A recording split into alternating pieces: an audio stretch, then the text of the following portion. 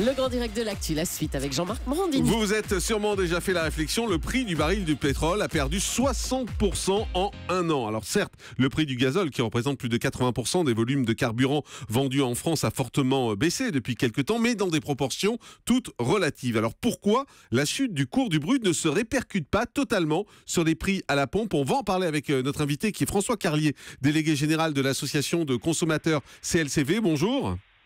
Bonjour. Merci beaucoup d'être en direct avec nous sur Europe 1. D'abord, on va essayer de prendre les choses dans l'ordre. Pourquoi est-ce que le prix du baril de pétrole baisse autant en ce moment ? C'est parce que le progrès technologique a permis de nouvelles découvertes de pétrole, notamment aux États-Unis. Et donc du coup, le pétrole paraît moins rare qu'il ne l'était il y a quelques années.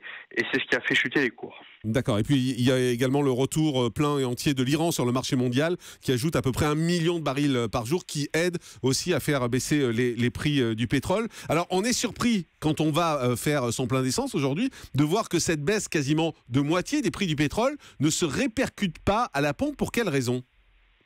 Alors d'abord, il y a un effet, je dirais, un peu d'optique, c'est que un peu plus de la moitié du prix du carburant est composé de taxes.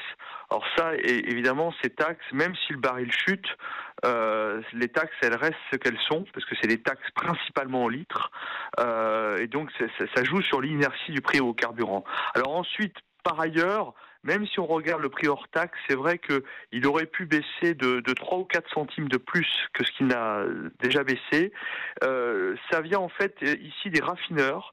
Les raffineurs ont profité de la baisse du prix du baril pour faire croître leur marge. La marge a plus que doublé en un an. Elle est aujourd'hui de 50 € la tonne, ce qui est vraiment un record absolu depuis des décennies. On n'avait jamais eu une telle marge de raffinage. Ça veut dire que c'est les raffineurs qui se sucrent, qui se servent au passage et qui ont doublé leur marge. Mais ça paraît incroyable. Et ils ont le droit de faire ce qu'ils veulent ?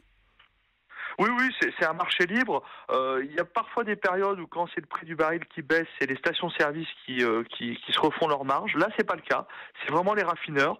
Donc c'est sûr qu'on a un niveau de rentabilité qui est assez exceptionnel. Alors, on s'en est ouvert auprès du ministre de l'économie qui nous a dit « Oui, mais les raffineurs ont eu des mauvaises années en 2011 ou en 2012 », ce qui est vrai. C'est vrai, donc en fait, ils sont en train de se refaire. Nous, ce qu'on a répondu au ministre, c'est que ils peuvent se refaire pendant quelques mois. Il ne faudrait pas que ça dure trop longtemps. Ça veut dire que vous avez demandé au gouvernement à ce que ces baisses se répercutent plus rapidement à la pompe ? C'est exactement ce qu'on a demandé dès le mois d'avril.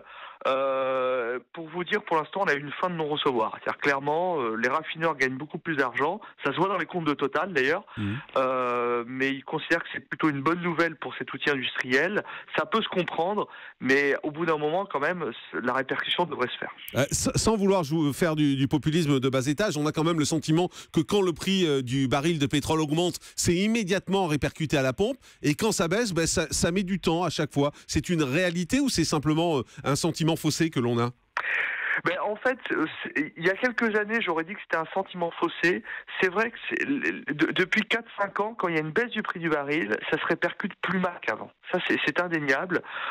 Donc, c'est pour cette raison que, à la limite, que quand il y a une forte baisse du prix du baril, que les raffineurs en profitent pour gagner un peu plus d'argent, pourquoi pas ? Ça peut être une bonne chose pour la sauvegarde de l'emploi. Mais quand le prix du baril va remonter, on espère que les raffineurs feront un geste. Aujourd'hui, il n'y a pas de concurrence entre les grands groupes de stations-service. Il n'y en a pas qui se disent moi, je vais faire des efforts et je vais répercuter plus directement le prix de l'essence. On nous explique que c'est un marché libre, donc avec de la concurrence. Il y a une espèce d'accord tacite entre tout le monde ?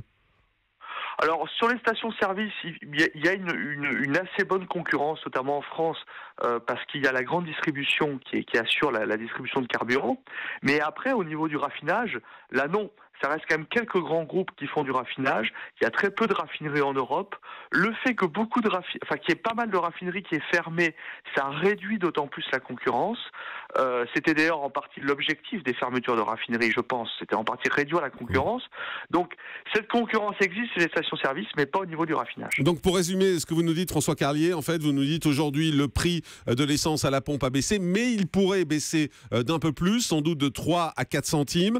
Mais ce sont les entreprises de raffinage qui ont décidé de faire augmenter leurs marges, des marges qui ont doublé depuis un an, c'est bien ça. Et vous avez fait une demande auprès du gouvernement pour que cette baisse se ressente plus à la pompe, et on vous a dit non pour l'instant, c'est ça ? C'est exactement ça. Très bien. Eh bien, c'est très clair pour nous. On a tout compris. Et on a compris qui prend des marges au passage. Ce sont les sociétés de raffinage. Merci François Carlier d'avoir été avec nous, délégué général de l'association de consommateurs CLCV. Je crois que les choses sont plus claires pour vous. Et désormais, quand vous irez faire le plein, vous saurez pourquoi vous n'avez pas le droit à l'intégralité de la baisse qui se ressent dans les prix au prix du baril du pétrole qui, eux, sont fortement en baisse. Merci beaucoup. Une pause dans un instant. Ce sera le dernier mot de l'actu. À tout de suite, c'est Europe 1.